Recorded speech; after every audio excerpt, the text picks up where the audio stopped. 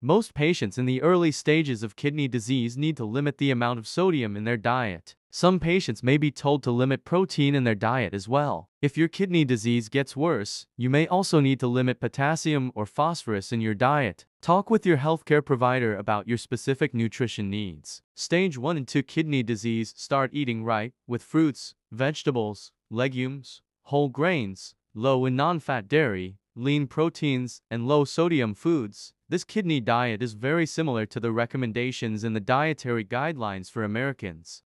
The early-stage kidney diet limits meat and dairy to help achieve a moderate protein intake. Follow these steps to get started. Add more fiber from fresh fruits and vegetables, and whole grains, such as whole grain bread and high-fiber cereal. Limit high-fat dairy, including milk, yogurt, frozen desserts, cream cheese and sour cream. Eat less red meat. Instead, have more lean poultry and seafood. Limit to 6 ounces or less per day, based on your dietary requirements. Choose grilled or baked protein instead of fried. Have fewer processed foods, particularly ones with hidden phosphorus. Reduce sodium intake. The recommendation is 1,500 to 2,300 mg day. Limit alcohol consumption. Adjust calorie intake to reach a healthy weight. Start by eating in moderation, snacking on fruits and vegetables, and eating an appropriate portion of healthy fats. Choose vegetables without cheese, sauces, or fried preparation. Because there are few symptoms in stages 1 into CKD, you may not feel any different. But even small changes in your diet may help preserve your kidney function for a long time.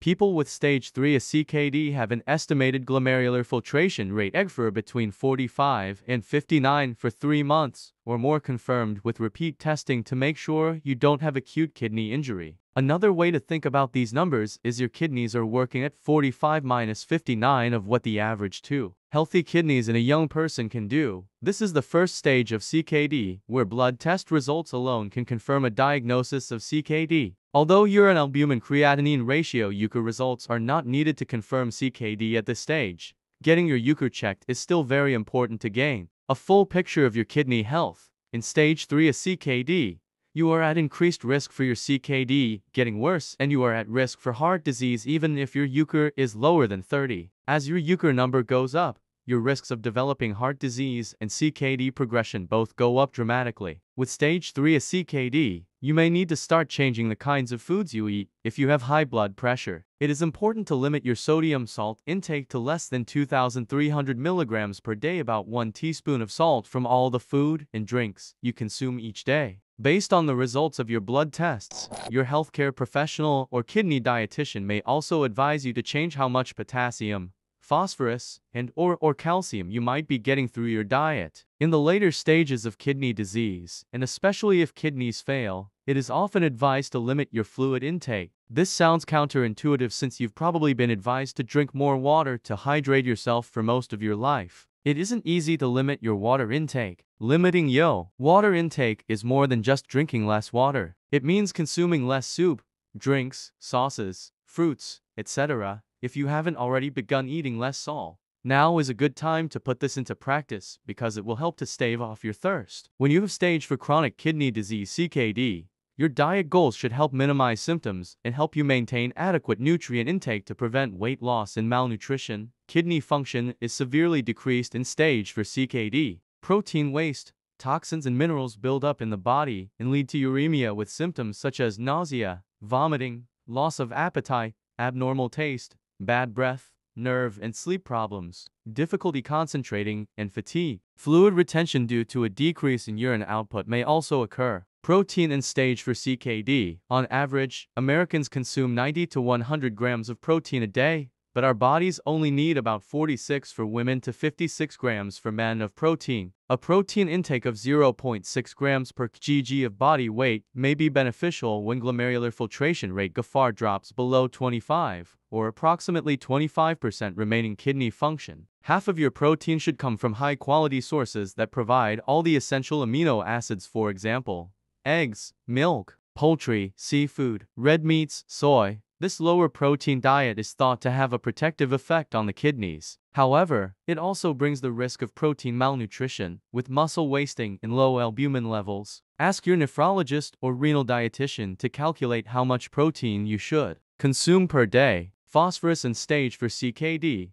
As kidney function decreases, phosphorus isn't removed from your body efficiently and can build up in the blood. At the same time, calcium is not absorbed well from your food, leading to low blood levels. In response, parathyroid hormone PTH production increase and causes a release of calcium and phosphorus from your bones. The loss of calcium and phosphorus from your bones causes bones to weaken, and the increase of phosphorus and calcium in your body can cause calcifications in your heart, blood vessels, and other soft tissues within your body. Potassium and stage for CKD. If kidneys aren't able to remove enough potassium to maintain normal blood levels in stage for CKD, you will need to limit high potassium foods. Your doctor may prescribe a potassium restriction of 2,000 to 3,000 milligrams a day. A high potassium level may also be related to angiotensin-converting enzyme ACE inhibitors or angiotensin receptor blockers ARBs prescribed to reduce protein in the urine, potassium-sparing diuretics, or other blood pressure management medications, and your doctor may make medication changes. Calories and stage for CKD. When you make changes in your diet, your calorie intake may decrease, resulting in undesirable weight loss. Decreasing your protein intake alone can result in 200 to 400 fewer calories a day. Weigh yourself and track your weight weekly to see if you need more calories. Fluid and stage for CKD. If you start to retain fluid in stage for CKD,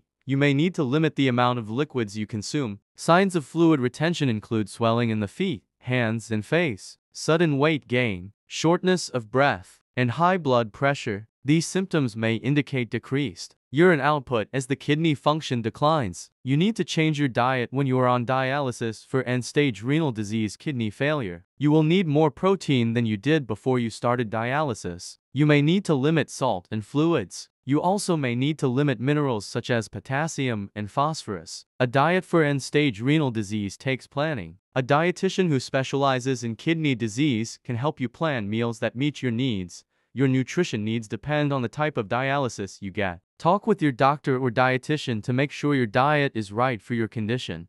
Each person's dialysis diet may be a little different. Work with your doctor or dietitian to create a food plan that guides your daily food choices. Here are some tips that may help you follow your plan. Do not go for many hours without eating. If you do not feel very hungry, try to eat 4 or 5 small meals instead of 1 or 2 big meals. If you have a hard time eating enough, talk to your doctor or dietitian about ways you can add calories to your diet. Get the right amount of protein. Ask your doctor or dietitian how much protein you need each day. You will probably need more protein while you are on dialysis than you did before you started dialysis. Choose high-quality protein sources, such as lean meat, poultry, fish, or eggs. If you are a vegetarian, your diet may require extra planning with your dietitian to make sure you're getting enough protein and nutrients. Know how much fluid you can drink each day. Every day fill a pitcher with that amount of water. If you drink another fluid such as coffee that day, pour an equal amount out of the pitcher. And remember to count foods that are liquid at room temperature as fluids. These include ice, gelatin. Limit potassium. Choose low potassium fruits and vegetables. These include things like grapes, pineapple, lettuce, green beans, and cucumber. Limit phosphorus. Follow your food plan to know how much milk and milk products you can have. Avoid nuts, peanut butter, seeds, lentils, beans, organ meats, and sardines. Avoid cola drinks and bran breads or bran cereals. Take phosphate binders as directed, if prescribed by your doctor.